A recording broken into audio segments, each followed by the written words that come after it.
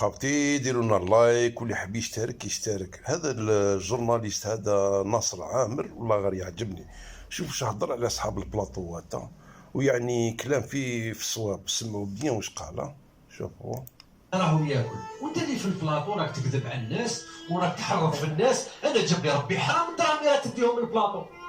الناس ربما اللي تعطي معلومات غلط. راك توكل بهم ولادك نو. نعم. لما تحرض الناس باش يخلصك واحد، لما واش راك دير انت؟ يرحم والديك تهضر لي على لو صالير بالماضي. ديشون تاع 11 مليار سنتيم كادو، ان كادو. الجزائر تمد ديشون، اكبر راسيس في فرنسا. الجزائر ليست اكبر. انا نقول لك الجزائر ما تمتش. واش راني نقول لك؟ الجزائر ما تمتش.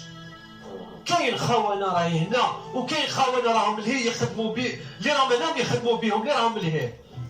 يعني سمعتوا واش قال. عنده الحق في هذه، والله عنده الحق.